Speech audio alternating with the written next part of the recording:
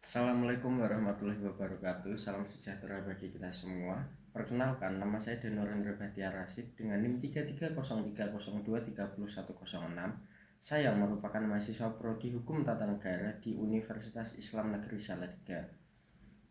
Pada kesempatan kali ini, saya akan memaparkan mengenai potensi atau keunggulan dan problematika di tempat saya melakukan observasi, yakni di Desa Nggogi.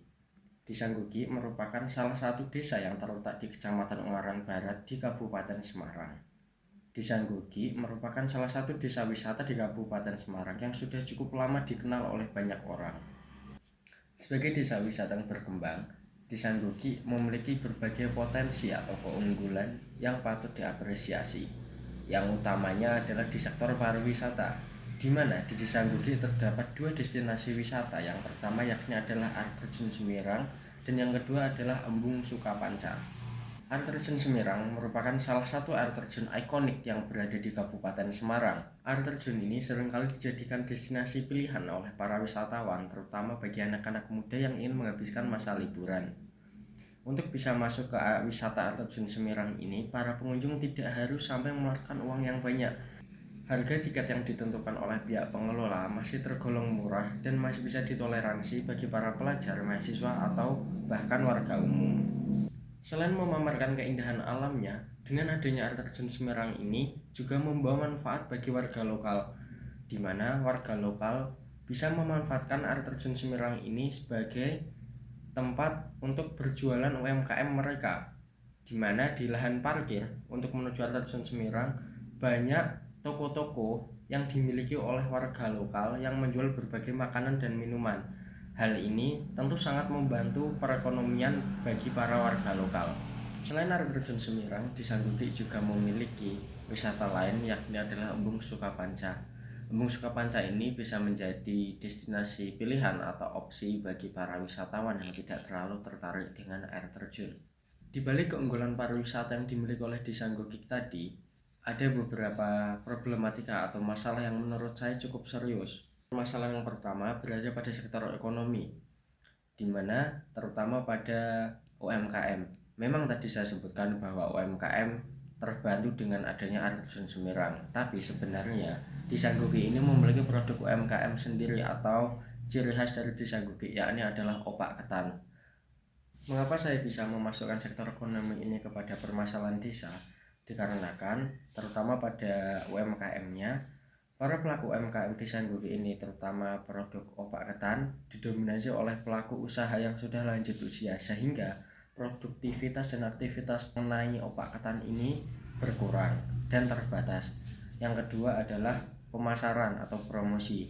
Promosi hanya sekedar berasal dari mulut ke mulut, sehingga promosi ini tidak bisa keluar dari desa dan hanya bisa dinikmati oleh para warga lokal saja.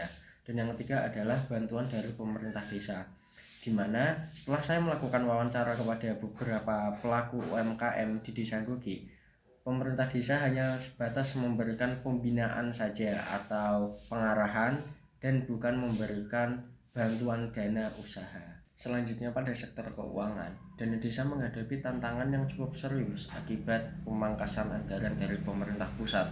Hal ini berdampak pada tertundanya beberapa program pembangunan desa. Terlihat pada observasi yang saya lakukan di Desa Nggogi, pembangunan gedung serbaguna tidak dapat diselesaikan sesuai jadwal. Situasi ini diperparah dengan terbatasnya pendapatan desa, sehingga pemerintah desa mengalami kesulitan untuk mengalokasikan dana secara optimal ke berbagai sektor yang penting ada di desa, seperti infrastruktur, pelayanan publik, dan pengembangan ekonomi yang ada di Desa Nggogi. Selanjutnya pada sektor kesehatan, yang menjadi perhatian adalah belum tersedianya layanan ambulan desa. Memang sudah ada puskesmas yang terletak tepat di depan kantor desa, namun belum terdapat fasilitas ambulan desa, sehingga para warga yang ingin berobat atau ingin merujuk dari puskesmas ke rumah sakit masih harus menggunakan kendaraan pribadi masing-masing. Sektor sosial juga tidak luput dari perhatian saya ketika melakukan observasi ke Desa Nggogi. Desa Nggogi terkenal kompak ketika mengadakan event-event tertentu, tapi setelah saya mewawancarai salah satu warga dan salah satu remaja. Mereka mengatakan bahwa memang kegiatan rutinan kecil seperti kerja bakti memang sudah jarang dilakukan.